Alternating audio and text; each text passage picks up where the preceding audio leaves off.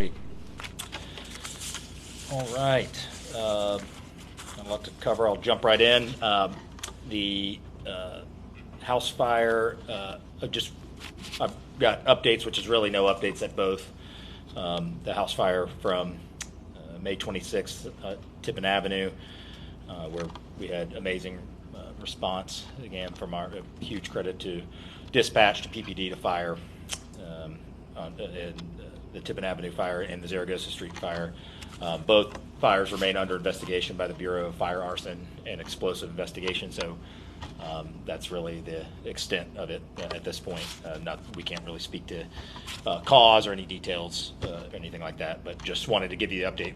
The one from March 17th at Zaragoza and the May 26th fire are under investigation for cause, or what the cause was, so more to come on that.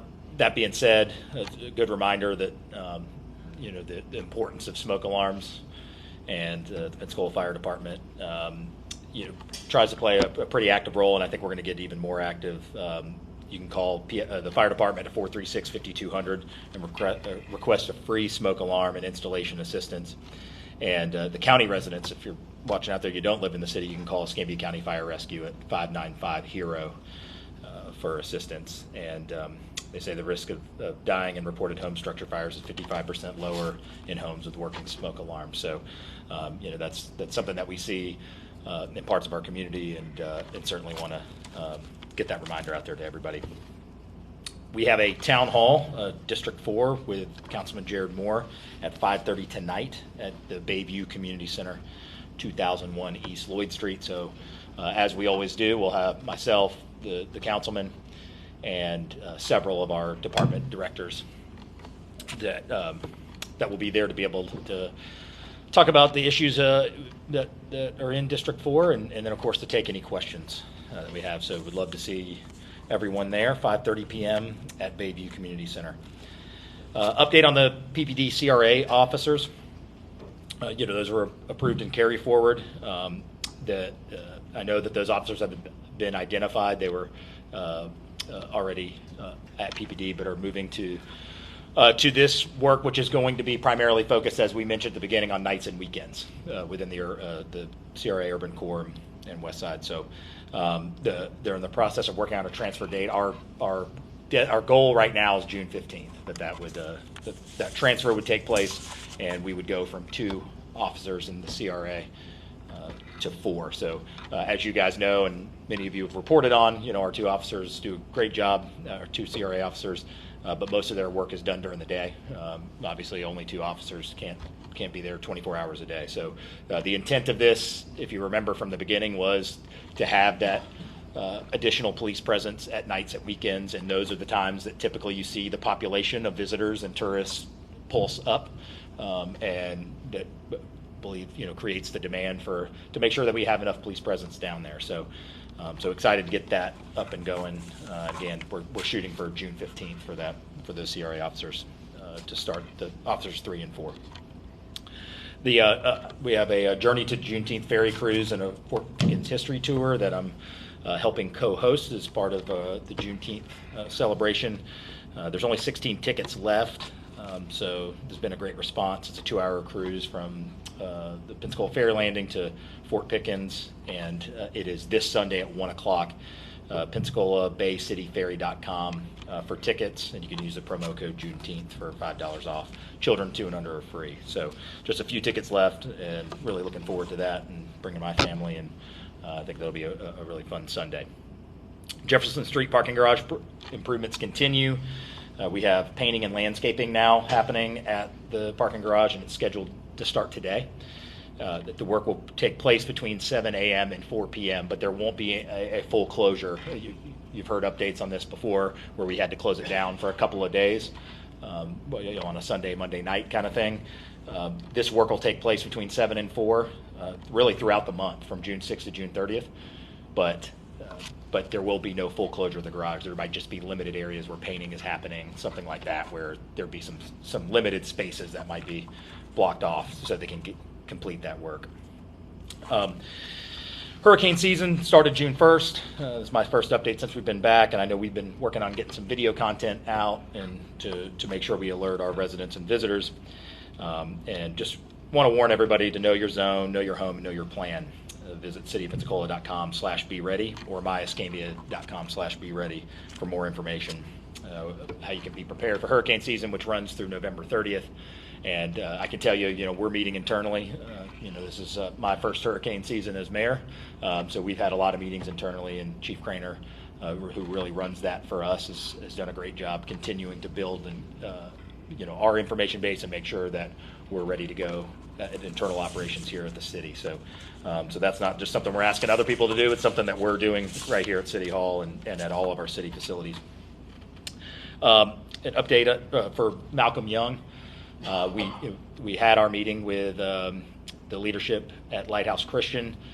They have sent us some times and dates that they would need to help to continue to operate. I mentioned to you guys before, our goal is to try to meet that need as best we can for the next 365 days, which was the opt-out.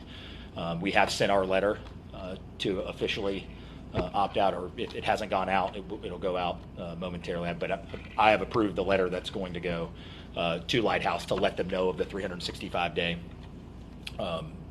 opt out that's part of the lease. And but we continue to work with them, Parks and Rec, and our administration, our staff is working right now. We have received their schedule of what they need, and then of course we're going to do the best job we can to make sure we can facilitate that as best we can. So we're even trying to help them a little bit in terms of trying to find a new building and things like that. Not so much just as a middleman, just trying to do everything we can. We understand that it's a need for them, and this is a very difficult, complex situation for everybody. And so we have officially notified them of the 365-day opt-out, but we continue to work with them. The welcome sign contest, we do have a winner selected. We were trying to get that up and going for you for this press conference today. We had a couple little final tweaks, but you should hear something no later than the end of this week announcing the winner and the sign. So really excited to get that unveiled. That is it. I'll address, I know you'll have questions about the personnel changes. I want to clarify, the administration doesn't take a stance of getting into details on personnel issues, but for a point of clarification, just want to let you know that Lawrence and Adrian were presented with a release, and they have 21 days. It's a federal law. They have 21 days to consider that. While they're considering that, that is what's considered to be administrative leave. So, as I said, I'm not going to get into any details of who, what, why, but what I can tell you, out of respect for them, we're going in a different direction. I have a lot of respect for Adrian and Lawrence, and I think at the end of the day, we have to make decisions about what we believe the best direction of the city is. So the administrative leave was a procedural element of being presented with releases, and it's limited to that. I want to be, again, out of respect for them, I want to clarify there is nothing that has happened that put them on administrative leave that was below board or unethical or anything that you could speculate what the word administrative leave means.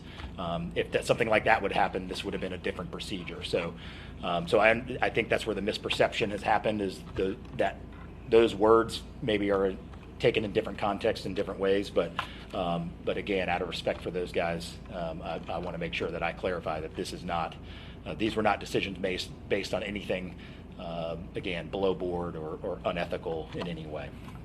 But that's really the limit of my comments on that. But with that, I'll take any other questions you have. Well, can we continue there for a second? Is Kelsey Powell also on a leave of absence, or has been presented with a release or anything like that? The first time I ever heard that was possible is when Channel 3 called us. So unless he hadn't told me something. I hear you. So not from, no administrative leave, no, not from us. And you mentioned perception, and we live in such highly charged times that the perception of two AfricanAmerican department heads being let go for any reason at the same time, or it's just going to be something that people go, gosh, this feels a little bit tough, awkward. Could you speak to just the optics of this? Um, what I can speak to is I've got a job to do what I think is best to operate the correct direction of the city. I don't judge people's performance on skin color. That's not how we operate the city. I think having a diverse workforce, of which we do, is a very valuable thing, whether you're in private business or you're in the city. But at the end of the day, I stand behind our ability, our intentionality to have a diverse workforce, so I can't speak to what people may perceive of that, but the bottom line is, I think, again, two guys that I respect very much, that are respected in this community. It's a new administration, and we just have a change in direction. That's it. So, I mean, I wouldn't speculate as to what that means for anybody. That doesn't mean anything to us here. What it means to us is we expect to continue to have intentionality about having a diverse workforce, and we'll continue to move forward. Are there positions where you tap other people? No, and again, remember, one position remains on administrative leave until they've made their decision on what they want to do. So obviously, we have to see that play out. So to reinforce, that's just part of the procedure here. So we'll continue to see that play out and move forward from there. Can you clarify? You said one position. Have they? Both of them accepted the? Yeah, one has. Yeah. Say, yeah, Lawrence has resigned.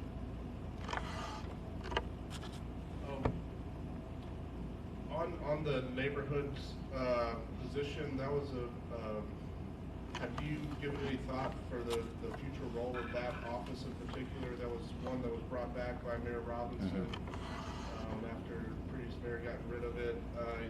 Do you have thoughts on how that would continue? I think every job we have, not just at the director level, every time, whether it's someone who leaves for another job, whether they were fired, whether they resign, I think in any circumstance, it's the prudent thing to do for an organization to assess what the position is and assess what the needs are. I use this example with you guys all the time. Affordable housing wasn't even a topic of the mayoral transition team 5 years ago. Now it's one of the biggest things we talk about. So when we look at housing, if you've got somebody in a role, I think you always look with fresh eyes to say, what is the optimal direction for this position and this salary and this taxpayer money, and how do we maximize that? So, of course, we'll have a conversation about that and what I think it would be short-sighted of us in any position that's open at the city to just say, well, this is how it was done before, so we'll just continue to do it that way. Sometimes we will, but I would say, once the formality of all of this is complete, like any position we have at the city, we're going to assess, look at a job description, look at what we believe the needs are and the priorities are and the direction of the city is, and go from there. Yeah. Mayor, has there been any changes in the executive suite at the Port of Pensacola? Yes. We've offered a release to Rebecca Ferguson as well. Is any of that tied to the recent grants, Triumph, American Magic, CMEX? No. Do you think that the port is doing well with its economic development, or is this there are other reasons involved? I'm going to maintain. I'm not going to comment on specific issues. Certainly, they have their employees have their rights to speak on those publicly or privately. As I said, out of respect for people that work here, have worked here, that will work here. I'm not going to get into details on personnel issues. The bottom line is we're going in a different direction, and that's the way we'll proceed. Are you satisfied with the progress the port's making in development? Yeah, I mean, look, I think we got a lot of exciting things. We got 2 new things coming to the port right now that we were really excited about. We've got a lot of moving parts, and I think it's even time to kind of reassess. With American Magic, now moving forward, Moffitt Nichols had looked at taking the north half of the port, putting it behind in front of the fence, and what does that look like now with American Magic there and all the technology and the manufacturing and things that happen. So, kind of a parallel of the question about what you do with the job moving forward. I feel like. It's the same thing. I think we should be in constant assessment. When we have a leaseholder come in, potentially like American Magic. I mean, that probably should change how you start to look at the north side of the port and things like that. So, so no, I think our progress is great at the port, and we'll continue to move forward. We've had an exciting past few months.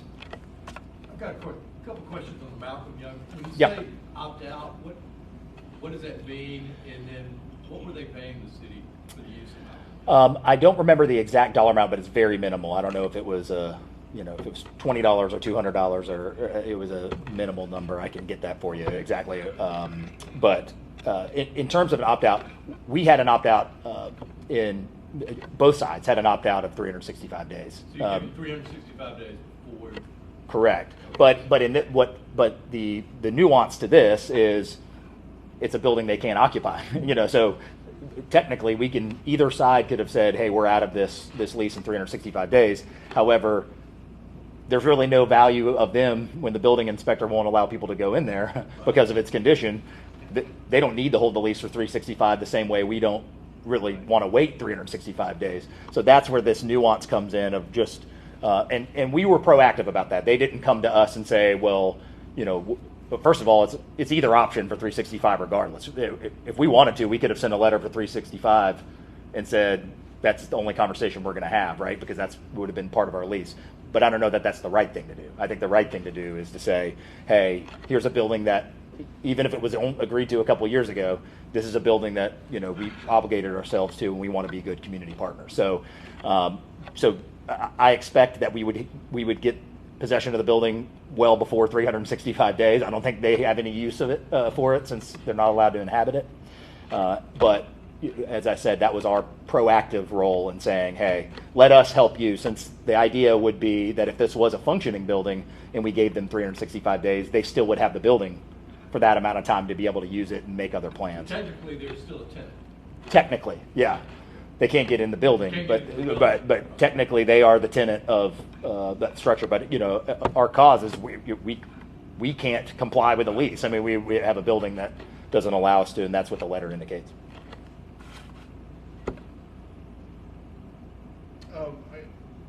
Not as serious of an issue, but whatever happened to the street sweeping? Yeah, you know what? We've been bouncing around our logos on the street sweepers. So that's another thing that we'll have to you in short. Our hope was to announce them and visually and the name. So that's what we're working on right now. So you all have the names selected? We do, yeah. So yeah. So I don't know if that gives us 3 days to get these things out, but certainly you're right to check. But our intent was to have them, not only the names but have them how they'll look as well. So, but that should be very, very, very soon. Like I said, I would put that at really the same place as the welcome sign coming off the bridge. Is that we're just in kind of the final stage of a design thing, and it could be any day when we're done with that. Mayor, last summer, there was tension over Roger Scott Pool between the YMCA commitments and the city's commitments. Has there been any change? Last year, Mayor Robinson said they were working for this coming summer to make a better access for citizens, and balance that against YMCA. Do you have anything to give us on that? Not specific to the access piece. Obviously, we're looking at, there was a budget increase, the operational costs of YMCA running it, which is, of course, allowed per the lease. And so that's, a budgetary issue that we're working through to make sure that those increase in costs of operation that are passed through the YMCA.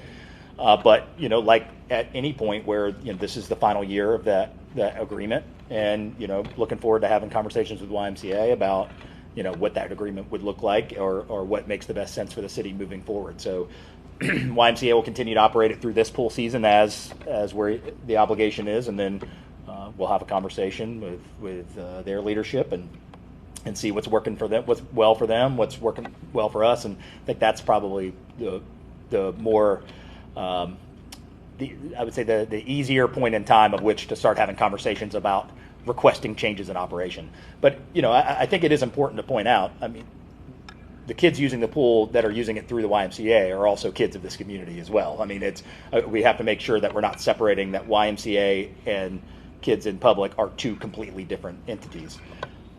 The concerns that were posed last year, I fully understand. In the meeting that I had a while back with the YMCA, I had requested at a minimum, I understand they have operations that they have to have too. That's part of the agreement that was made previously. But, some more clarity around those times and all that, I think everyone can work with a schedule with more clarity, and so I'll have to follow up on what changes have been made, but that is a request that I had made probably back in November, December when we first were looking at all of our agreements. Still, as part of that transaction, the city still owes YMCA a new parking lot. Is maybe there's some an engineering thing, well, but it was going to impact Summit Boulevard, the parking, the trees down there, all of that. So what is accurate is that there's two different agreements we're talking about here. Obviously, there's the pool operations, which is we are ultimately outsourcing the operation of both of our pools to YMCA. That's an agreement that it might have been 3 years, but it ends after this pool season, is the current agreement. The agreement you're speaking of was as part of the Hintzman Park swap, under the previous administration, which I would hesitate to speak to details on, other than what where I remember reading through the agreement, which there is conversation about the ability to expand, and that's a much longer agreement.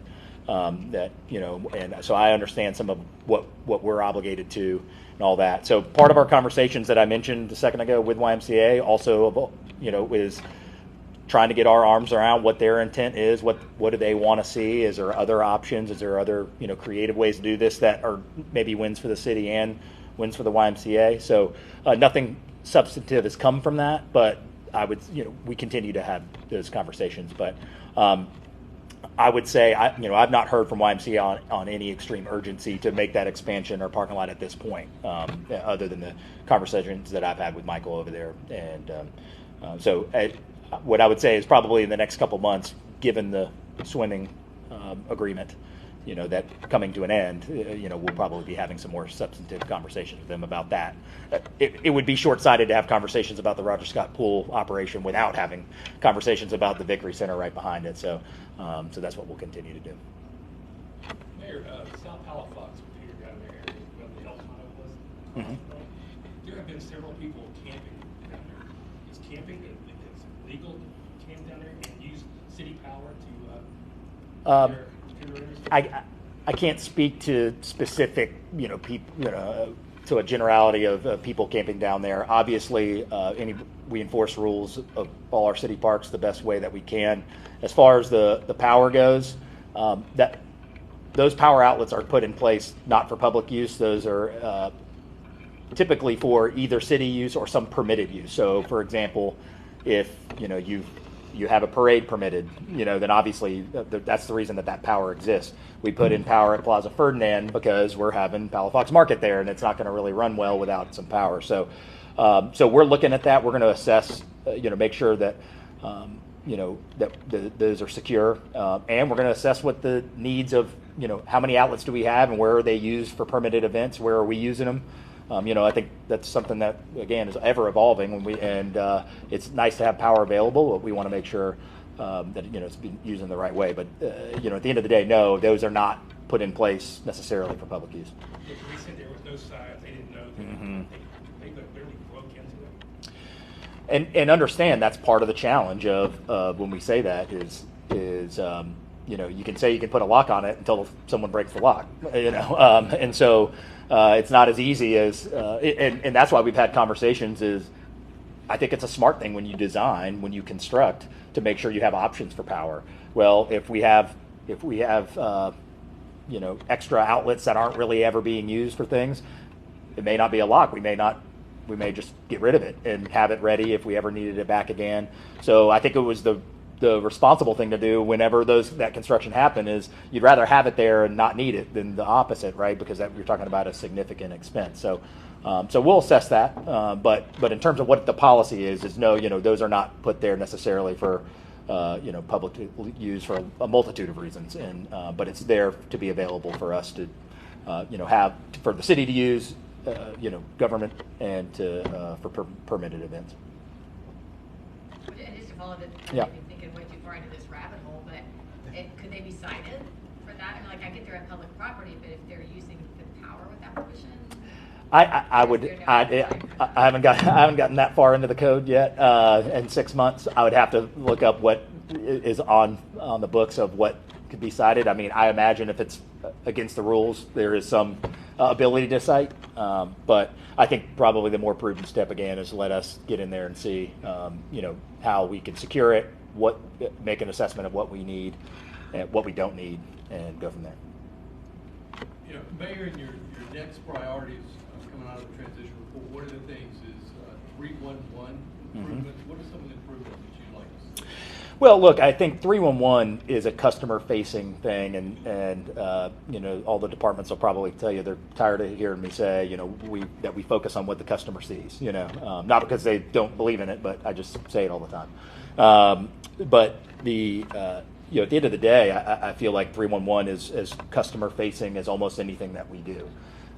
So my intent was, get an assessment of 311 and see where our strengths are, see where our opportunities for improvement are before we start some mass marketing.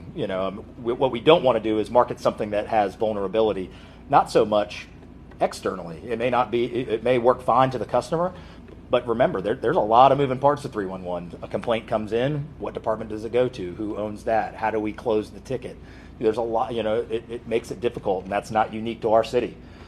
So I wanted to make sure, like any of the things that we have customer facing, that we are putting our best foot forward. Actually, Lisa Dees from Parking Management is actually taking over the day-to-day management of 311 as well. So our staff is there. Our original 311 staff still remains there, but just to give us a little better opportunity, instead of an administrator being the supervisor to 311, we wanted to give somebody at the department director level that can have a little additional insight on, again, making that analysis of how things are going. So you can look at improvements across the board, whether it's software, whether it's how it reports internally. Are we making sure that our departments, not just 311, but how do we make sure that sanitation, that public works, that parks and rec are getting the information back to 311 that they need?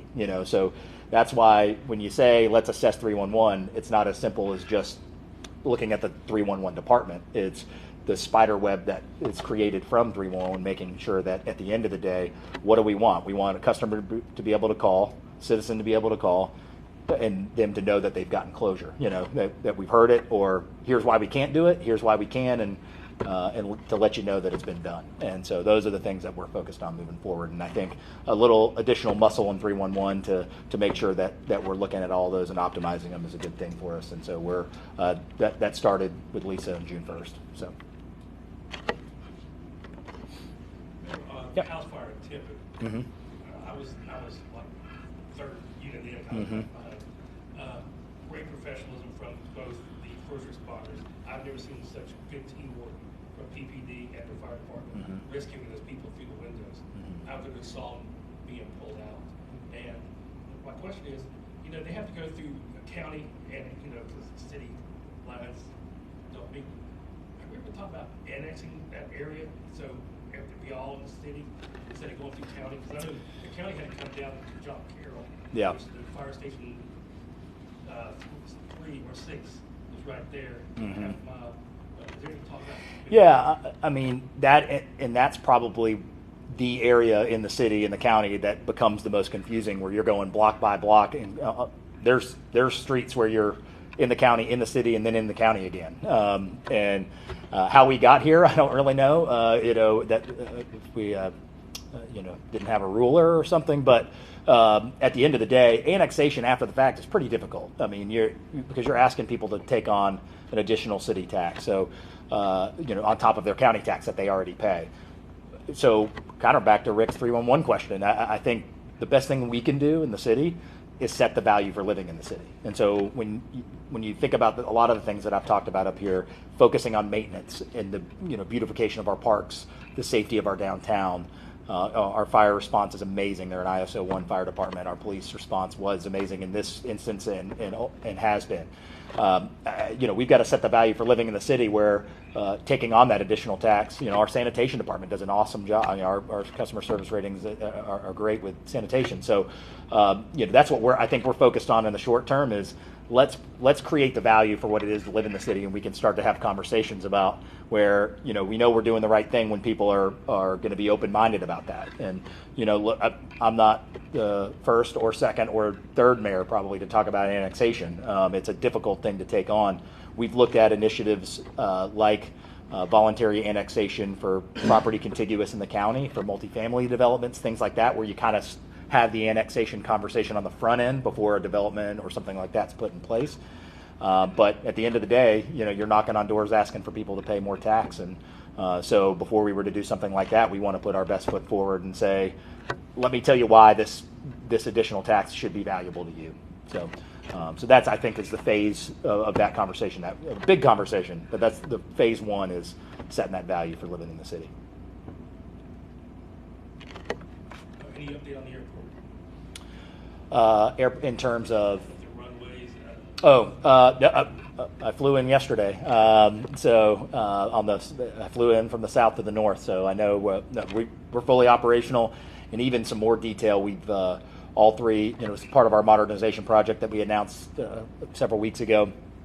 New escalator is in. All three baggage claims are up and running.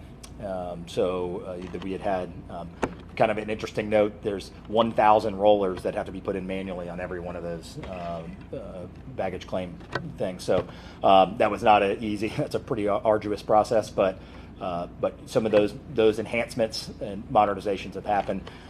It's a good time to point out, if you haven't been to the airport in the last month, we did say this before it started, but remember, TSA is working on their equipment, and the lines have been longer. I mean, in the 3 or 4 times that I've been flying since this conversation started. So I know I'm one of those get there an hour and 5 minutes before people. So like many of our citizens are out there. So I know when they hear get there 2 hours early, people might blow that off. I'm telling you, as the summer increases and there's more passengers, I would tell our citizens to take that seriously, because the lines are crossing over into the hallway over there. But I want to be clear, that's not a cause of an operational failure or equipment that's down on behalf of the airport. This is just a scheduled enhancement that is something that's kind of out of our hands at this point. So I know they're doing the best they can. It's going to last through the summer, and we'll do the best we can. I know there's an opportunity. Last I heard, the appointments had sold out, but folks looking at TSA pre-check, or if they can get that, make that happen, whether it's at Pensacola Airport or not, that would be a big benefit. But I really would recommend, as someone who sometimes might not get there 2 hours early, even when an airport tells me to, I would make sure that you are there earlier than you normally would be for a flight, because every time I've been in there, we have seen those lines be a little longer. Are you TSA pre-check? I am. Yeah. How's the process? It was good. I actually signed up. It's been, well over a year. I signed up when they had one of the things at the Pensacola airport, which I don't want to say the exact date. We'll get that information out. I know we had put it out on our social media that the TSA sign up registration was coming back to the airport, and of course those appointments fill up really, really quickly because it definitely is convenient. So it was very short process, very easy. They made it very easy at the airport at that time. It might have been a couple years ago now, but I will say, just one example, when I went with TSA PreCheck, that line was significantly shorter. So, but the point here is definitely make sure that if you've got a flight out of Pensacola Airport, just make sure that you're there a little earlier than you normally would be, given the TSA situation. That's it. All right, thank y'all.